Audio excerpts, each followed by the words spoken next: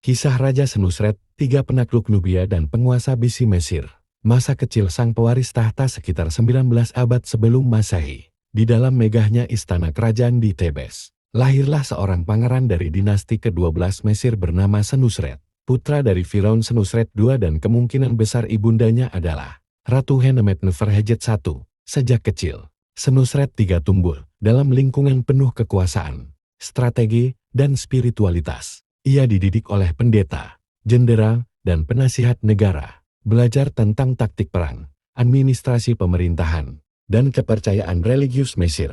Sebagai anak laki-laki dari penguasa besar, Senusret kecil sudah menunjukkan ketegasan yang mengesankan. Ketika anak-anak lain bermain, dia mengamati bagaimana tentaranya berlatih. Ketika dia beranjak remaja, dia sudah mahir membaca hieroglif, memahami hukum maat keseimbangan kosmik, dan bahkan berdiskusi dengan penasihat istana tentang ekspansi wilayah, naik tahta dan awal pemerintahan. 1878 sebelum Masehi, ketika Senusret III naik tahta, Mesir sedang dalam masa damai, namun juga kewaspadaan tinggi. Meskipun kondisi stabil, ancaman dari selatan Nubia, dan potensi konflik internal tetap menghantui kerajaan. Senusret III tidak berniat menjadi Firaun biasa. Ia bercita-cita membentuk ulang Mesir menjadi negara yang tangguh dan bersatu, serta memperluas wilayah dan pengaruhnya. Penakluk Nubia, kampanye militer kejam dan efisien. Salah satu pencapaian terbesar Senusret III adalah penaklukan wilayah Nubia di selatan.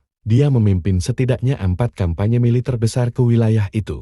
Lawan-lawannya menyebutnya sebagai raja dengan hati dari besi. Untuk memastikan Mesir menguasai Nubia secara permanen, ia membangun benteng kuat di sepanjang sungai Nil, termasuk yang terkenal di Semna dan Uronarti, mengontrol perdagangan emas dan gading, menjadikan Mesir makmur, menaklukkan suku-suku lokal, dan memaksakan kekuasaan Mesir di seluruh Nubia Hilir. Ia juga meninggalkan prasasti-prasasti besar yang memperingati kemenangannya dan mengancam siapapun yang melawan. Mesir, salah satunya tertulis, "Aku telah membuat batas untuk negaraku. Aku lebih kuat dari setiap raja. Tidak seorang pun melintasi perbatasanku." Reformasi dalam negeri dan pemerintahan sentralisasi. Selain sebagai penakluk, Senusret III adalah seorang reformis dalam negeri. Ia menyusun ulang struktur administrasi Mesir, membatasi kekuasaan para gubernur lokal nomarah yang sebelumnya sangat otonom, mengangkat pejabat yang setia langsung kepadanya, memperkuat kekuasaan pusat, meningkatkan sistem irigasi dan pengelolaan Nil untuk pertanian. Ia mengutamakan efisiensi, dan rakyat Mesir melihatnya sebagai sosok yang adil namun tegas. Ia bahkan dianggap setengah dewa saat masih hidup, suatu hal yang langka. Warisan arsitektur dan budaya. Senusret III juga meninggalkan jejak yang kuat dalam bidang arsitektur.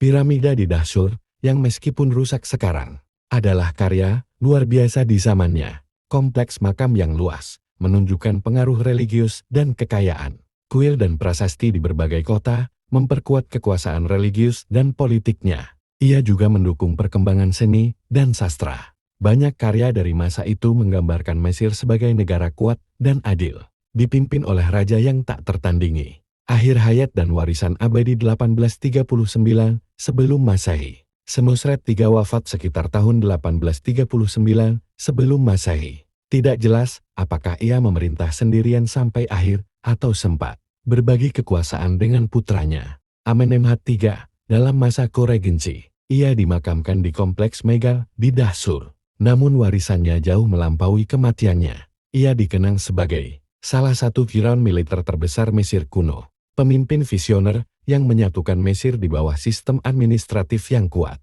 tokoh suci yang dihormati oleh para penerusnya selama ratusan tahun. Bahkan di masa kerajaan baru, namanya masih disebut dalam doa dan ritual sebagai simbol kekuatan dan kejayaan Mesir.